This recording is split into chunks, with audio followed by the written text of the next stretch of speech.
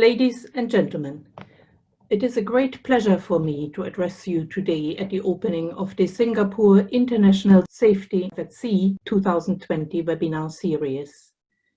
I'm sure most of you will agree with me when I start by saying that shipping is a rather traditional business with a relatively low public profile. Things are done in a certain way, and it has always been like that. I should know, having grown up in a smallish seaside town in Germany, born into a long family line of seafarers.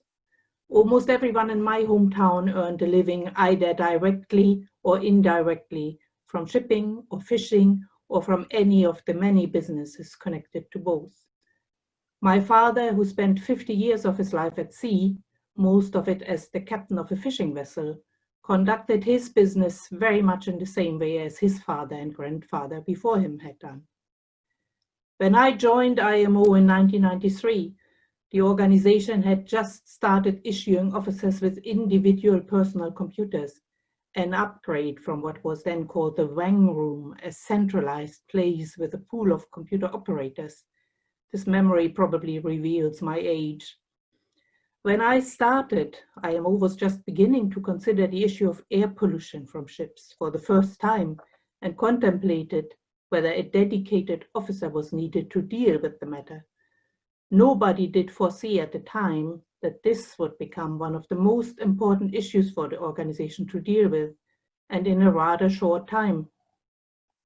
This was 30 years ago, and look how shipping has developed since then. Let me start with an often overlooked non-technical matter, which nevertheless fits perfectly with the theme of my presentation, which is new normal, new paradigms. That matter is gender balance in the shipping workforce, how things have changed during the last few years. Women in shipping has become an IMO matter, and WISTA, the Women's International Shipping and Trading Association, got consultative status with IMO. Although IMO had a few female directors over the years, when I was appointed director of the Maritime Safety Division in 2018, I was the first ever female in charge of one of the technical divisions.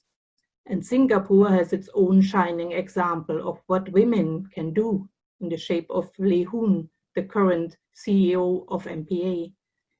Women are much more prevalent in IMO meetings than just 10 years ago, and consequently, the number of female chairs and vice chairs of IMO bodies has increased. Again, Singapore is in the forefront, with Farah Fadil having been elected and re-elected as the vice chair of the Subcommittee on Human Element, Training and Watchkeeping. So things are moving, albeit slowly, and not only for women, for seafarers, may they be male or female in general. Today's world depends on a safe, secure, and efficient shipping industry. And shipping depends on an adequate supply of seafarers to operate the ships that carry the essential cargoes we all rely on. And despite all the recent interest in autonomous ships, a topic that I will address a bit later, that is not going to change in the immediate future. But an adequate supply of manpower cannot be taken for granted.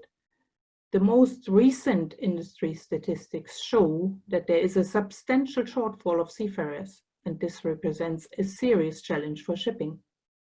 Clearly, the industry must take further efforts to bring new generations into the profession of seafaring, which must appeal to them as a rewarding and fulfilling career.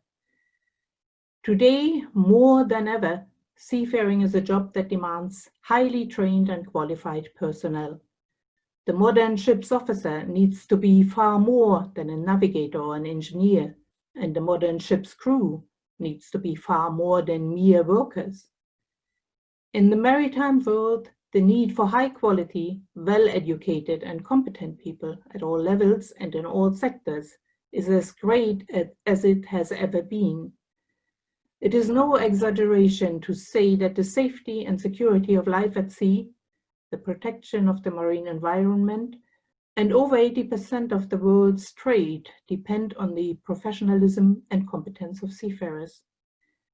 But there is no getting away from the fact that the skills required of seafarers are changing, and they are changing significantly and quite fast. Looking into the future, we can see a number of radical new trends, developments, and challenges approaching, many driven by technology, which will doubtlessly affect our work. The so-called fourth industrial revolution will impact shipping very soon, if it has not already.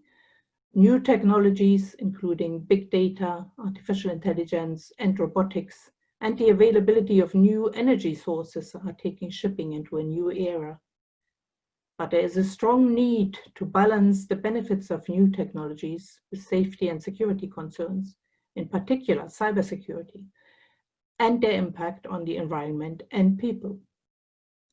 Many people tend to have a very outdated idea of what modern shipping looks like.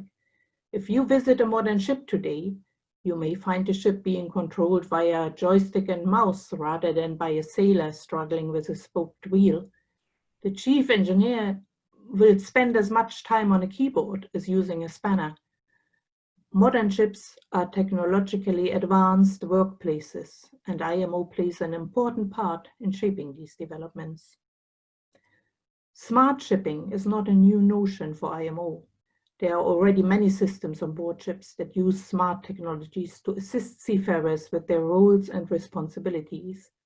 For example, as part of e-navigation, IMO has been looking at ways of harmonizing the collection, integration, exchange, presentation, and analysis of marine information, both on board ships and ashore, by electronic means, in order to enhance safety and security at sea and the protection of the marine environment. When this work started, back in 2006, member states agreed that the implementation of e-navigation should be based on user needs and not be solely technology-driven. Ship communications will certainly play a fundamental role in future smart shipping developments, and it has been recognized that there will be a need for more bandwidth and reliable and cost-effective communications.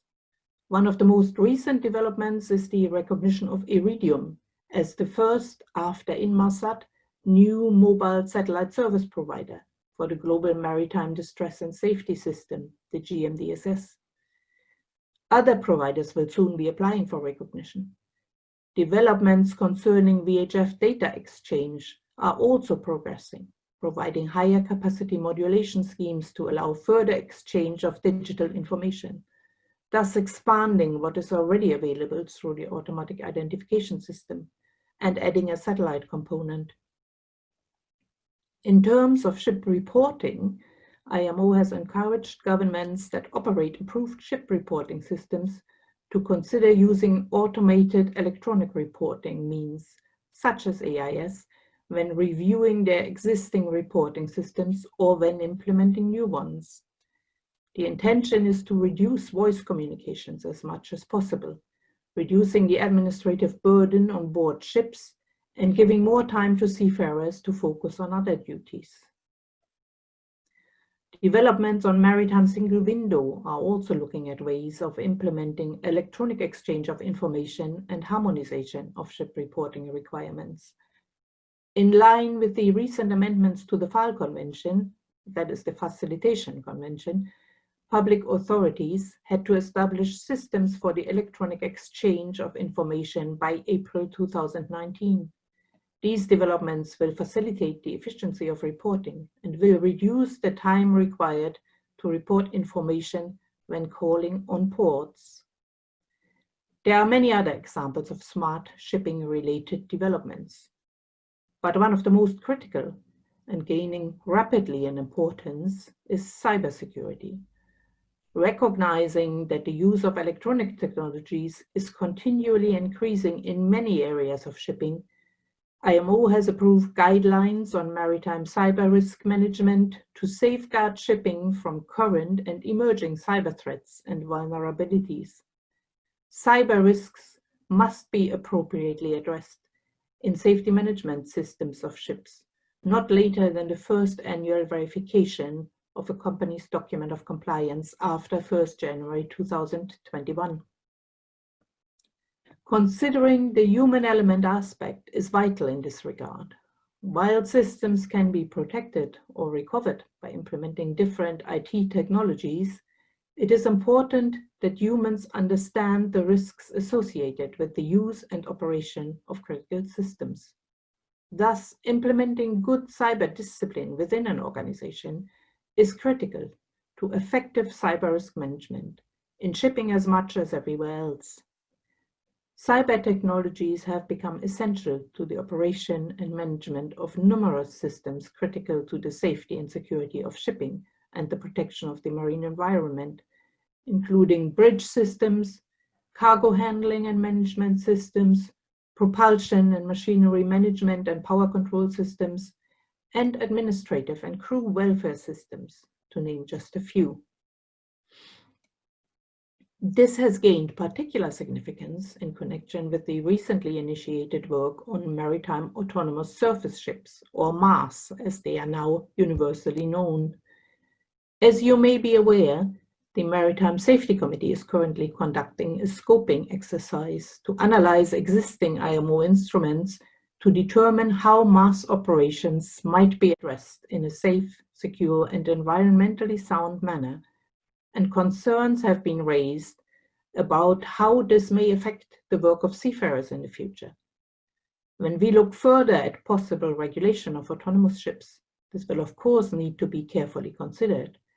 But it is also obvious that any changes in an industry may lead to job function changes and changes in skills required. This is something that the shipping industry will need to look at and be aware of. Technology is moving fast, and shipping is no exception. Many systems that were manual a few years ago are now fully automated, and seafarers need to have the skills to manage, operate, maintain, and even repair ships' systems. Existing technologies available on board ships already address a certain degree of automation. The development of any new provisions or amendments to existing instruments to address MAS will depend on how far member states decide to go in terms of ships' autonomy. Autonomous shipping certainly has the potential to redefine our industry, maybe not in the short term, but definitely in the medium and long term.